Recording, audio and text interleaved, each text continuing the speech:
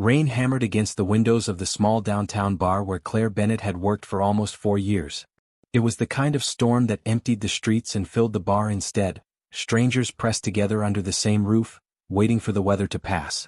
Claire moved behind the counter with practiced ease, pouring drinks, wiping down glasses, keeping half an ear on the thunder rolling outside. She had almost given up on the night being anything other than exhausting when the door opened and a man stepped inside, shaking rain from his dark coat. He was tall, with sharp features and eyes so dark they seemed to absorb the dim bar lighting rather than reflect it. He moved through the crowded room like it parted naturally for him, though Claire couldn't have said exactly why that impression struck her so strongly. He sat at the far end of the bar, away from the noise, and ordered a whiskey without looking at the menu. Claire poured it and set it in front of him. "Rough night to be out," she said, more out of habit than genuine curiosity. "Rough week," he replied, his voice low and carrying a faint accent she couldn't quite place. His eyes lifted to meet hers, and something in that look made her pause longer than she meant to. "I'm Claire," she said, surprising herself with the offer. "Nikolai," he said simply. They talked for the better part of an hour as the storm outside grew worse and the bar slowly emptied around them. Claire found herself drawn to him in a way she couldn't fully explain, something about the careful way he chose his words, the intensity behind his quiet expression, the sense that he was constantly aware of everything happening around him without ever seeming distracted from her. "You're not from here," she said at one point. "No," he agreed, offering nothing further. "Mysterious," she said, smiling slightly. "Necessary," he replied, and something in his tone told her not to press further. By the time her shift ended, the storm had settled into a steady, quiet rain, and the bar had emptied except for the two of them and the bored night manager counting the register. Nikolai walked her to the door, and something about the whole evening, the storm, the easy conversation, the way he looked at her like she mattered more than anything else in the room, made Claire do something she rarely did. She invited him back to her apartment. What happened next was not something Claire fully examined afterward, not in detail, not with words. It was simply a night that felt separate from her ordinary life, charged with an intensity she hadn't experienced in longer than she wanted to admit. Nikolai was attentive in a way that surprised her, present in every moment rather than distracted or performing. When she finally fell asleep, exhausted and warm beside him, she felt something she hadn't expected to feel with a stranger she'd met only hours earlier: safe. She woke the next morning to gray light filtering through her curtains and an empty space beside her in the bed, the sheets still faintly warm where he had been. Claire sat up slowly, disoriented for a moment before the memory of the previous night came rushing back. She looked around her small bedroom, half expecting to see him in the doorway, maybe making coffee in her tiny kitchen. Instead, she found only silence. On the pillow beside her lay a folded piece of paper. Claire's stomach tightened as she reached for it, unfolding it with fingers that weren't quite steady. "I'm sorry. This can't happen again. Please forget last night ever happened." No last name. No phone number. No explanation beyond the vague, unsettling apology. Claire sat there for a long moment, staring at the note, trying to reconcile the careful, present man from the night before with someone capable of leaving such a cold, distant message. She told herself it didn't matter. It had been one night, a storm, a stranger, nothing more.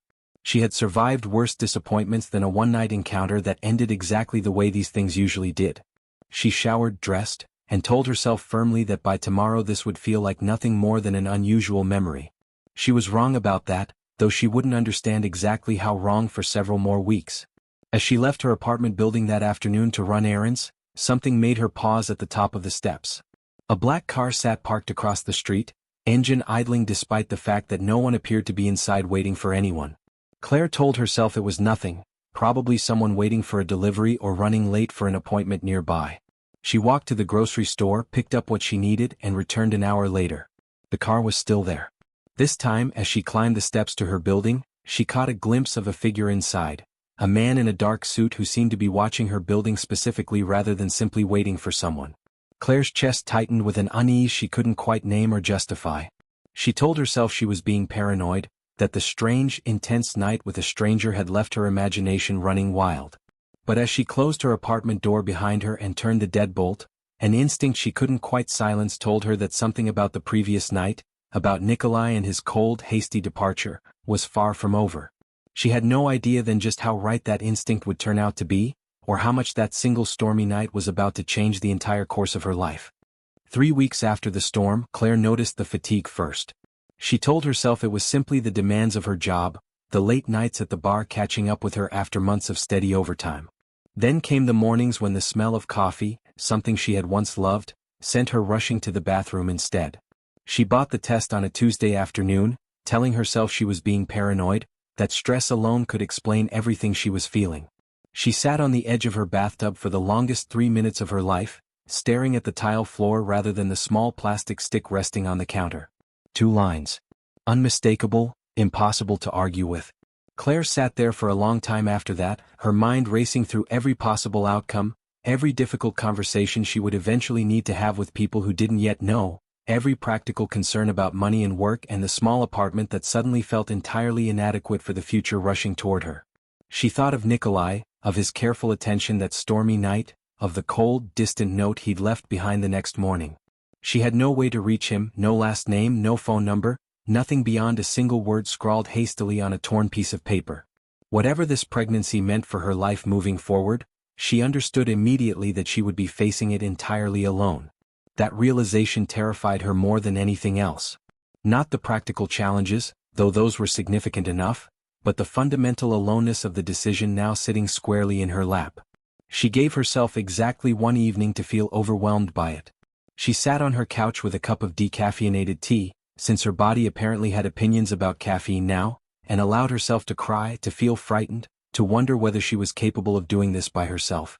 By the next morning she had made her decision. She was going to have this baby, and she was going to raise this child well, regardless of the absent father's disappearance or the uncertain road ahead. She had survived difficult things before. She would survive this too. What Claire didn't know, couldn't have known, was that her decision had already been noticed by people who had no business watching her apartment so closely.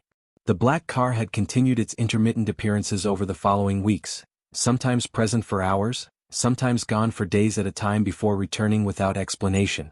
Claire had grown accustomed to a persistent, low-grade unease whenever she left her building, though she still couldn't articulate exactly what she feared or why. One afternoon, walking home from a doctor's appointment, she noticed a man she didn't recognize standing near the entrance to her building, seemingly waiting for someone. He wasn't dressed like a resident or a delivery person. His suit was too expensive, too precisely tailored, and his posture carried the particular alertness of someone accustomed to watching for threats rather than simply passing time. Claire hesitated at the corner, debating whether to approach her building directly or find some alternate route. Before she could decide, the man's eyes found hers across the street, and something in his expression shifted, a flicker of recognition quickly masked. She turned and walked in the opposite direction, her heart pounding, though she couldn't have said exactly what she was afraid of. By the time she circled back 20 minutes later, taking a longer route through side streets, the man had gone. That evening she considered calling the police, explaining the strange surveillance, the unfamiliar men, the persistent sense of being watched. But she had nothing concrete to report, no threats made, no crimes committed, only a vague unease that she worried would sound irrational when spoken aloud to a skeptical officer. Instead, she began taking small precautions, varying her route to work, locking her windows even during warm evenings, keeping her phone charged and within reach at all times. She told herself these were reasonable precautions for any woman living alone in the city, nothing specifically related to the strange men or the black car, though some part of her understood that wasn't entirely true. At work, her manager noticed the changes first, the new tiredness beyond her usual late-shift exhaustion, the careful way she now checked the street before leaving through the back entrance. "Everything okay?" he asked one evening as Claire counted the register with unusual carefulness. "Just tired," she said, offering the explanation that felt safest, truest without inviting further questions she wasn't prepared to answer. By 9 weeks into her pregnancy, Claire had settled into an uneasy routine, working her shifts, attending her medical appointments, and trying to build the beginnings of a plan for a future that felt increasingly uncertain and increasingly frightening. She had told no one about the pregnancy yet beyond her doctor, uncertain how to explain a situation that felt too complicated and strange to summarize simply. She had also told no one about the surveillance, the black car, the man outside her building, the persistent sense that something larger than her own small life was unfolding around her without her understanding why. What Claire couldn't know, what she had no way of knowing given the single stormy night and the vague, unhelpful note left behind, was that Nikolai Volkov was not simply a mysterious stranger who had disappeared out of casual disinterest. Nikolai was the estranged son of one of the most powerful crime families operating along the eastern seaboard, a man who had spent years trying to distance himself from an inheritance he never wanted, an empire built on violence and fear that he had spent considerable effort trying to escape. The night he met Claire had been, for him, a rare evening of genuine freedom, a stolen moment away from the crushing weight of his family's expectations and enemies. He had left the note the following morning not out of casual disinterest, but out of genuine, desperate fear for her safety, understanding intimately how dangerous his world could become for anyone connected to him, however briefly. He had no idea that his hasty departure, meant to protect her, had instead marked her as a target for exactly the kind of danger he'd hoped to spare her from entirely. His family's enemies, the Kozlov organization, had been watching Nikolai's movements for months, searching for any vulnerability, any leverage they could use against a man who had otherwise made himself remarkably difficult to threaten directly. A single stormy night with an unknown woman, followed by his uncharacteristic haste to distance himself from her afterward, had caught their attention immediately. If Nikolai cared enough to run, they reasoned, then whatever he was running from mattered enough to investigate thoroughly. Claire had no knowledge of any of this as she continued building her careful, uncertain plans for the months ahead, unaware that the black car outside her building represented not random coincidence, but a calculated, patient surveillance operation designed to determine exactly how valuable she might become as leverage against a man she barely knew and had no way of contacting. Nikolai Volkov stood at the window of his penthouse office overlooking the harbor, a glass of untouched scotch resting on the desk behind him. 3 months had passed since the storm, since the bar, since the woman named Claire whose face still surfaced in his mind at inconvenient moments, usually late at night when the rest of his carefully controlled world had gone quiet. He had told himself repeatedly that leaving had been the right decision, the only responsible choice available to him given who he was and what his presence in someone's life inevitably brought with it. His family's world was not one he could simply set aside or soften for the benefit of an ordinary woman who deserved better than the danger constantly circling him. Yet the guilt lingered stubbornly despite his efforts to reason it away. Nikolai's father, Dmitry Volkov, had built the organization from nothing decades earlier, expanding it through violence and calculated ruthlessness into one of the most powerful criminal empires on the eastern seaboard. Nikolai had been groomed for leadership since childhood, taught early that sentiment was a weakness his family's enemies would exploit without hesitation. He had spent years trying to distance himself from that inheritance, establishing legitimate business interests, attempting to build something separate from his father's violent legacy. But blood ties in his world were rarely so easily severed, and Nikolai found himself perpetually caught between the life he wanted and the responsibilities he couldn't fully escape. "You seem distracted," his father observed one afternoon, entering the office without knocking as was his custom. Dmitry was 70 years old now, silver-haired and still carrying the sharp, calculating presence that had built an empire from nothing. "Business concerns?" Nikolai said, offering the explanation that felt safest. Dmitry studied his son carefully, the kind of assessment that had unsettled far more dangerous men than Nikolai over the decades. "The Kozlov organization has been asking questions," he said finally. "About your movements 3 months ago." "A woman." Nikolai's expression remained carefully neutral, though something cold settled in his chest at his father's words. "I don't know what you're referring to." "Don't insult me by pretending otherwise," Dmitry said, his tone carrying the particular weariness of a man who had spent decades navigating exactly this kind of dangerous territory. "If there is a woman connected to you, however briefly, our enemies will find her eventually. They always do." "There is no connection," Nikolai said firmly, though the words felt hollow even as he spoke them. His father studied him a moment longer before nodding slowly, apparently deciding not to press the matter further, at least for the moment. But Nikolai understood clearly that his father's warning carried real weight. The Kozlov organization had been circling for months, searching for any vulnerability they could exploit in their ongoing territorial conflict with the Volkov family. If they had truly noticed his brief connection to Claire, however carefully he believed he had protected her identity, the danger to her safety was far more immediate than he had allowed himself to consider. That evening, alone in his penthouse, Nikolai found himself making a decision he had resisted for months. He would investigate quietly, carefully, whether Claire had come to any harm because of their brief encounter. He told himself this was simply due diligence, ensuring an innocent woman hadn't suffered consequences from a night that was entirely his responsibility to manage safely. He hired a private investigator with connections outside his usual organizational channels, someone unconnected to either the Volkov or Kozlov networks, requesting only basic confirmation that Claire Bennett remains safe and unharmed. The report that came back 3 days later contained information Nikolai had not anticipated and could not have prepared himself for. Claire was pregnant.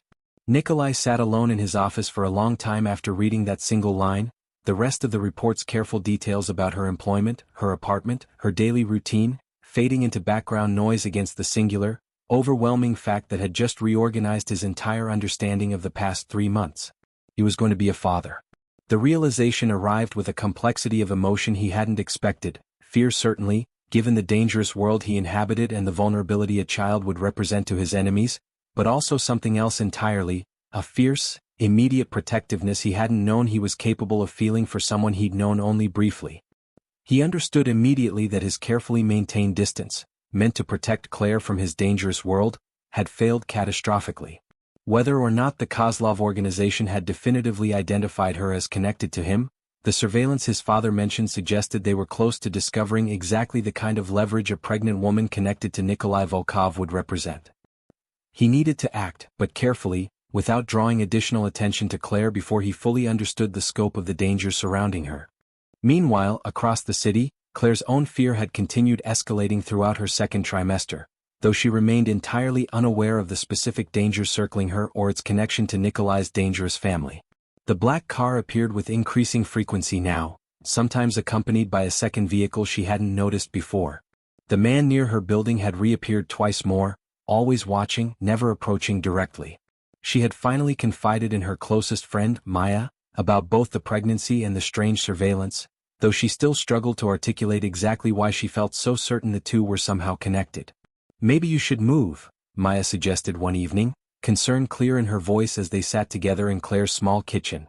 "Just until you figure out what's going on." "Move where?" Claire asked, exhaustion evident in her tone.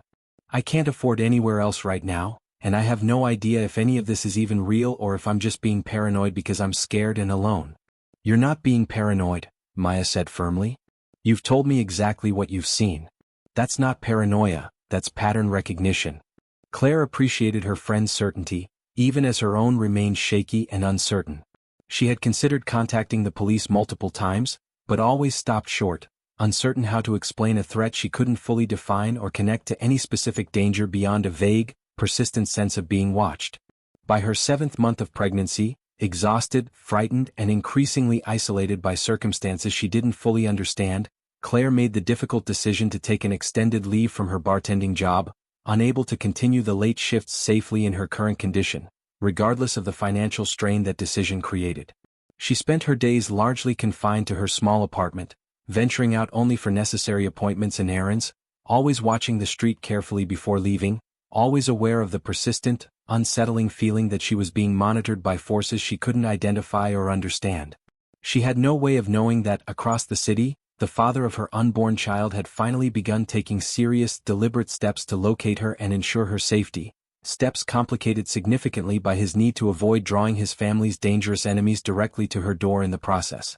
Time was running short for both of them, though neither fully understood exactly how short until circumstances finally forced their reunion under far more dangerous conditions than either had hoped to face. The baby had arrived 2 weeks earlier, 3 days past his due date, after 14 exhausting hours of labor that left Claire feeling like she had been rebuilt from the ground up, stripped down to something more essential and more exhausted than she had ever experienced in her life. She named him Oliver, a name that had no connection to his father, chosen simply because it felt right, solid, a name that could belong entirely to the two of them without carrying the weight of the stranger who had disappeared before dawn 9 months earlier. Claire had settled into an exhausted, disorienting new routine centered entirely around feeding schedules and diaper changes and the particular quality of sleep deprivation that came with caring for a newborn alone in a small apartment with no partner to share the overwhelming responsibility. Maya had helped where she could, bringing groceries, sitting with Oliver during the rare moments Claire managed an actual shower, but Maya had her own job and her own life, and the bulk of the exhausting new reality fell entirely on Claire's shoulders. The strange surveillance had continued intermittently throughout her final trimester and into these first exhausting weeks of motherhood, though Claire had grown so consumed by the demands of caring for Oliver that she'd had less mental space to dwell on the fear that had once occupied so much of her attention. It was a Tuesday evening, Oliver finally settled after a difficult feeding, when the knock came at her door. Claire froze in the doorway of the nursery, her heart immediately accelerating. She rarely received visitors and certainly never unannounced ones this late in the evening. She considered ignoring it entirely, but something about the particular quality of the knock, measured, deliberate, unlike anything a casual visitor or delivery person might produce, made her cautious rather than simply dismissive. She approached the door slowly, checking the peephole before deciding whether to open it. Nikolai stood in her hallway. Claire's breath caught painfully in her throat.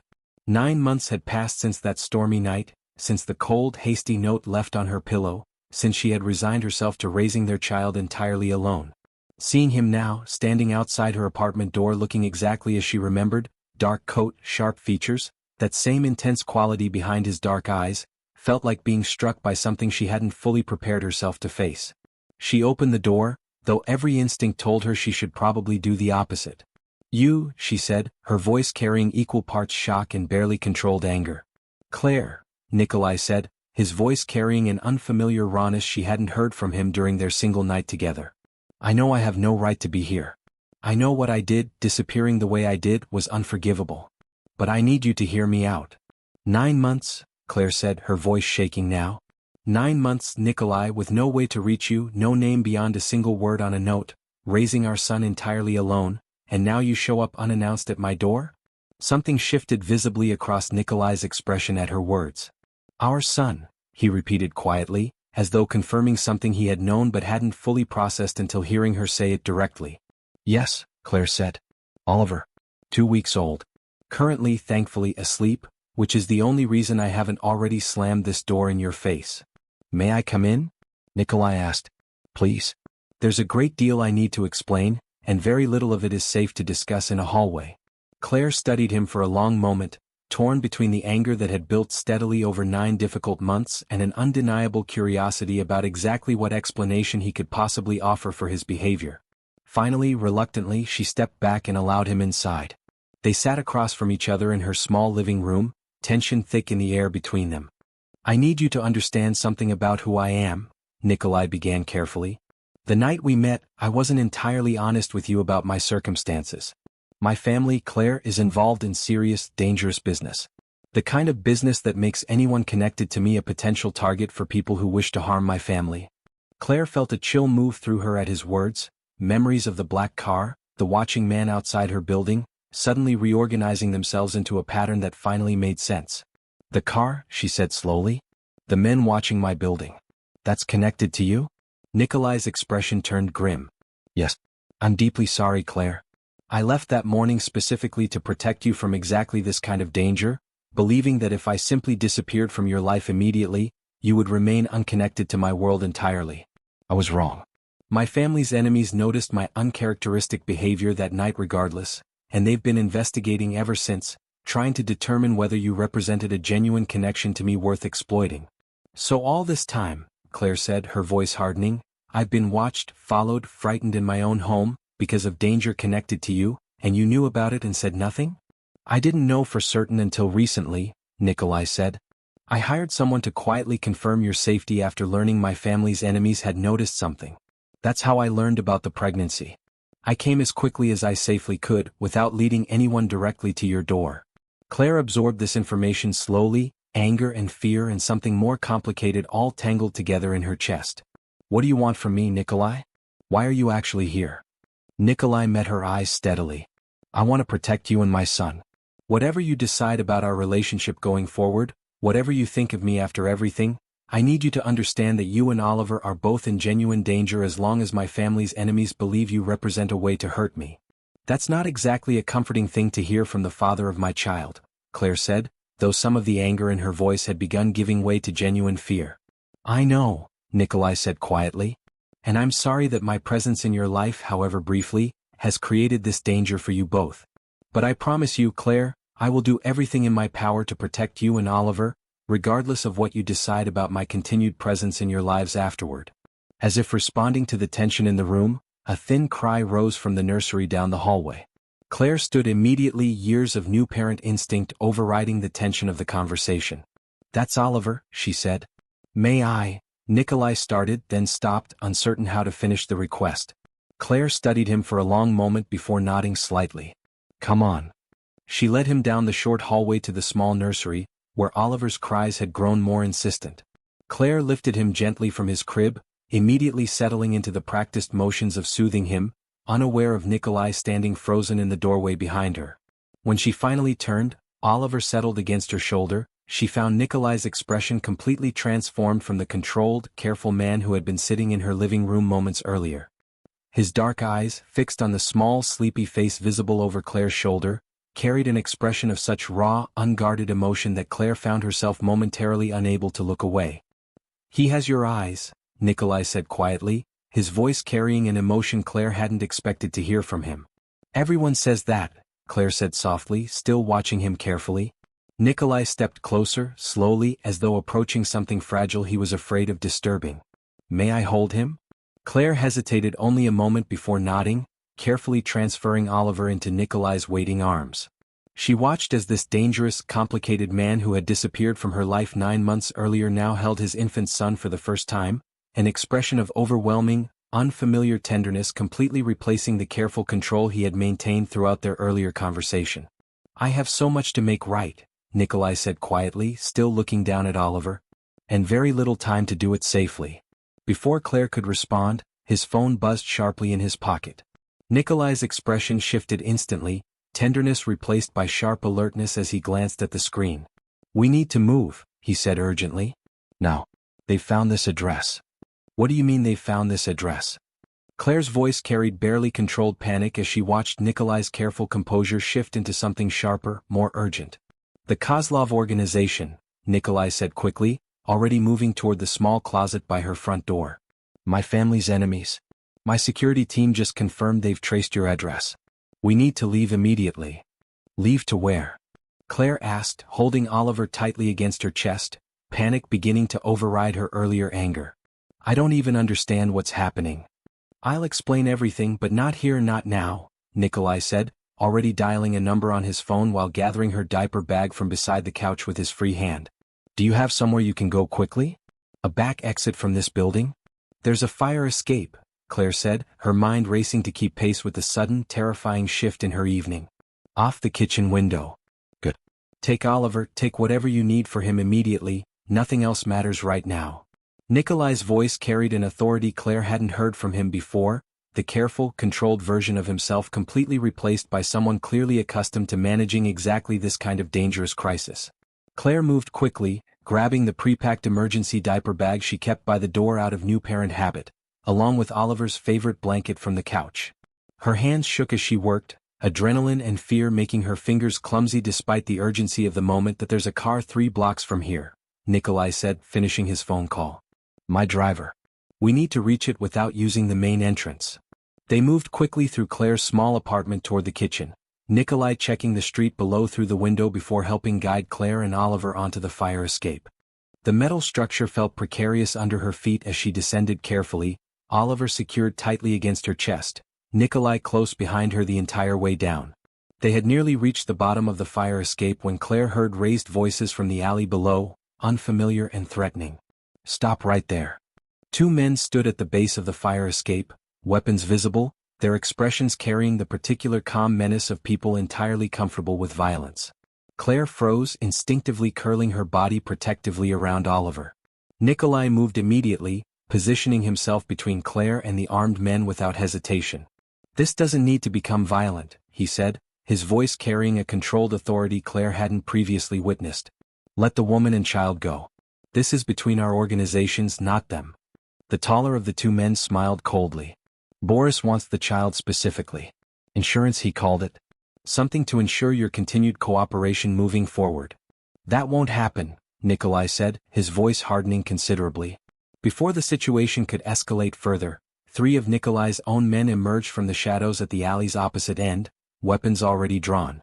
The 2 Kozlov men, suddenly outnumbered, hesitated visibly. "Drop your weapons," Nikolai's lead security man commanded firmly. A tense standoff followed, several long seconds where Claire held her breath, Oliver miraculously still asleep against her chest despite the danger surrounding them. Finally, recognizing the shifted odds, the 2 Kozlov men lowered their weapons slowly, backing away into the darkness of the alley before turning and disappearing entirely. "We need to move now before reinforcements arrive," Nikolai said urgently, guiding Claire quickly toward the waiting car at the alley's far end. They climbed into the vehicle, Nikolai's driver pulling away from the curb before the doors had fully closed. Claire sat trembling, Oliver now stirring slightly in her arms, clearly disturbed despite his exhaustion by the sudden chaos surrounding them. "Where are we going?" Claire asked, her voice still shaking. "Somewhere secure," Nikolai said. "My family's estate has extensive security. You and Oliver will be protected there while we address this situation permanently." "Permanently how?" Claire asked, fear evident in her voice. Nikolai's expression turned grim. "The Kozlov organization has escalated far beyond acceptable boundaries by directly targeting a child. This changes the nature of our conflict entirely. My father will not tolerate this kind of direct threat against innocent family, regardless of the complicated circumstances of Oliver's birth." "Your father knows about Oliver?" Claire asked, surprised. "He will very shortly," Nikolai said. "And Claire, I need you to understand something important. Whatever protection my family offers you and Oliver moving forward, it comes with complexity. My world isn't simple, and I won't pretend the danger ends easily or quickly." Claire absorbed this information as the car sped through increasingly unfamiliar streets, eventually passing through heavy security gates onto a sprawling private estate she'd had no idea existed so close to the city she'd called home her entire life. Inside, armed guards greeted their arrival with quiet efficiency, escorting them quickly into a heavily secured section of the main house. Claire found herself settled into a comfortable but clearly fortified suite, Oliver finally resettling into peaceful sleep despite the chaotic evening. Nikolai's father, Dmitri, arrived within the hour, his sharp, assessing gaze studying Claire carefully before settling on the sleeping infant in her arms.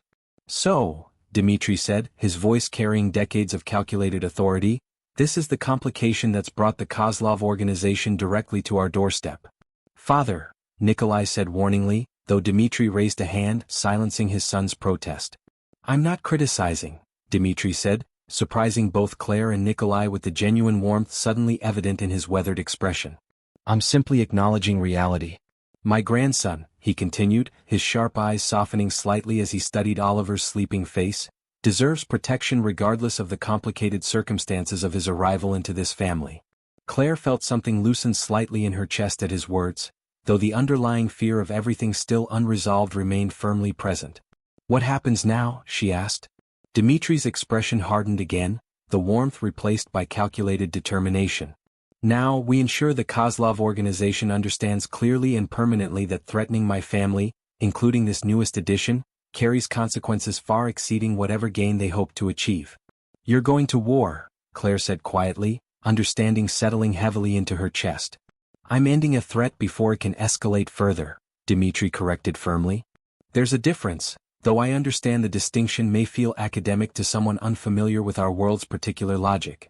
Nikolai stepped closer to Claire, his expression carrying a complicated mixture of determination and genuine concern. "I know this isn't the life you imagined for yourself or for Oliver," he said quietly. "But I promise you both you will be protected whatever it requires." Claire studied him carefully, exhaustion and fear and a strange, unexpected flicker of trust all competing within her chest. "I need you to promise me something else," she said finally. "Anything," Nikolai said immediately. "Promise me Oliver never becomes collateral damage in whatever war you're about to fight," Claire said firmly. "Promise me his safety comes before everything else, including whatever your family's business requires." Nikolai met her eyes steadily. "I promise you, Claire. Oliver's safety will always come first, regardless of what it costs me personally." Outside, beyond the estate's heavily fortified walls, the conflict between two powerful criminal organizations was already accelerating toward a confrontation that would determine not just the balance of power in the city's underworld, but the entire future of the small, unexpected family now sheltering within those walls. 3 days passed inside the heavily secured Volkov estate, days that felt suspended somewhere between genuine safety and constant, underlying tension. Claire settled into an uneasy routine, caring for Oliver within the fortified walls while Nikolai and his father worked to resolve the escalating conflict with the Kozlov organization through channels Claire understood only vaguely and preferred not to examine too closely. On the fourth evening, Nikolai found Claire sitting quietly in the estate's private garden, Oliver sleeping peacefully in her arms as the last light of day faded into a soft evening glow. "It's over," he said, settling onto the bench beside her. Claire looked up sharply. "What do you mean, over?" The Kozlov organization has agreed to a permanent truce, Nikolai explained. My father made it clear that any future action against you or Oliver would result in consequences far exceeding whatever gain they hoped to achieve by targeting an innocent child. Boris Kozlov, faced with the reality of what continued conflict would cost his organization, chose to withdraw entirely. Just like that? Claire asked, cautious hope mixing with lingering disbelief. Not entirely without cost, Nikolai admitted. But yes, the immediate danger to you and Oliver has been resolved. You're both safe now, genuinely safe, not simply protected within these walls but safe to return to whatever life you choose to build moving forward. Claire absorbed this information slowly, relief flooding through her chest alongside a complicated tangle of other emotions she hadn't fully processed since Nikolai's unexpected return 9 months after that stormy night. What happens now? She asked quietly. Between us, I mean. Between you and Oliver. Nikolai was quiet for a long moment, studying his sleeping son's peaceful face before answering. That depends entirely on what you want, Claire. I understand I have no right to expect anything from you after how I handled things initially. I made a serious mistake 9 months ago, believing that disappearing entirely was the safest choice for you, when in reality it only delayed and complicated a danger that was already unfolding regardless of my presence or absence. You were trying to protect me, Claire said, surprising herself with the genuine understanding in her own voice. Poorly, Nikolai said honestly. I should have trusted you with the truth from the beginning, allowed you to make informed decisions about the risks involved rather than making that choice unilaterally on your behalf.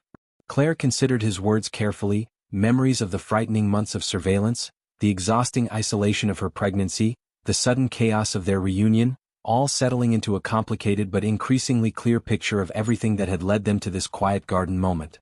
I'm angry, she said finally. About the note, about the months of fear I experienced without understanding why, about carrying this pregnancy entirely alone when it didn't have to be that way. You have every right to that anger, Nikolai said quietly. But, Claire continued, I also watched you these past few days. I watched how you looked at Oliver the moment you held him. I watched you risk your own safety without hesitation to protect us both in that alley. I watched your father, despite everything intimidating about him, immediately claim Oliver as family without a moment's hesitation. What are you saying? Nikolai asked carefully. Claire looked at him steadily. I'm saying that anger and trust aren't necessarily incompatible. I'm saying that I don't want Oliver growing up without his father simply because that father made a serious mistake 9 months ago, provided that father is genuinely committed to doing better moving forward. Nikolai's expression shifted, cautious hope replacing the careful uncertainty he'd carried throughout their conversation. What would that look like practically speaking? I don't know yet, Claire admitted honestly. I'm not moving into this estate permanently, and I'm not simply becoming part of your world without understanding fully what that means for both Oliver and myself. But I am willing to let you be part of Oliver's life, genuinely part of it, not simply a name on a birth certificate or an occasional visitor. I can accept those terms, Nikolai said immediately. Whatever pace feels right to you, Claire. I've already learned the cost of making unilateral decisions that affect your life without your input. They sat together quietly for a while longer, the garden settling into evening darkness around them, Oliver's peaceful breathing the only sound beyond the distant murmur of estate security conducting their routine patrols. In the weeks that followed, Claire returned to her apartment, though with considerably enhanced security measures Nikolai insisted upon and she reluctantly accepted, understanding the genuine necessity given everything that had happened. Nikolai visited regularly, careful and consistent, slowly building a relationship with his infant son that Claire watched with cautious, evolving trust. Their own relationship developed slowly as well, neither of them rushing toward assumptions about what their unconventional beginning might eventually become. Nikolai proved consistently reliable in ways Claire hadn't necessarily expected, present for Oliver's needs, respectful of the boundaries Claire established, honest about the ongoing complexities of his world without allowing those complexities to overshadow his genuine commitment to his son. 6 months after that tense evening in the garden, Claire found herself standing in her small kitchen, watching through the window as Nikolai sat on a blanket in the small courtyard behind her building, Oliver now old enough to sit somewhat independently, reaching determinedly for his father's tie with clumsy, delighted enthusiasm. Nikolai laughed, an unguarded sound Claire hadn't heard from him during that first stormy night together, gently redirecting Oliver's grasping hands toward a soft toy instead.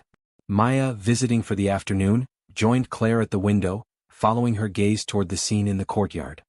Things seem to be going well, she observed carefully. They are, Claire said, genuine warmth evident in her voice as she watched Nikolai lift Oliver into the air, earning delighted giggles from their son. Better than I ever expected, honestly, given how everything started. Are you happy? Maya asked directly. Claire considered the question seriously before answering. I'm cautiously, genuinely happy, she said finally. It's not the life I imagined for myself before that stormy night, and it's certainly more complicated than I would have chosen given other options. But watching him with Oliver, watching the family we're slowly building despite everything working against it, yes, I think I am happy. That evening, after Nikolai had returned to his own responsibilities and Oliver had settled into peaceful sleep, Claire sat quietly on her small balcony, reflecting on the unexpected path that had brought her to this particular moment. A single stormy night, a mysterious stranger, months of fear and uncertainty, followed by an unexpected knock at her door that had changed everything. She thought about the note Nikolai had left that first morning, the cold, distant words that had once felt like such a painful rejection. She understood now, with the clarity that only distance and understanding could provide, that those words had come from fear rather than indifference, from a man trying desperately, however imperfectly, to protect someone he'd only just met but had already begun caring for deeply.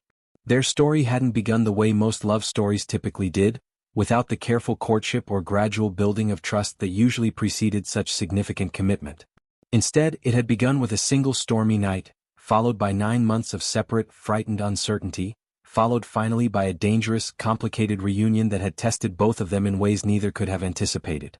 Yet somehow, against every reasonable expectation, they were building something genuine and lasting from that unconventional beginning, a family formed not through traditional romance, but through shared commitment to a small, unexpected life that had brought them together despite every obstacle working against such an outcome. Claire smiled softly into the quiet evening, understanding finally, completely, that sometimes the most meaningful connections arrived in ways no one could have planned or predicted, and that the family she'd once feared building entirely alone had instead become something far richer and more complete than she'd ever dared imagine that first stormy night, so many months ago.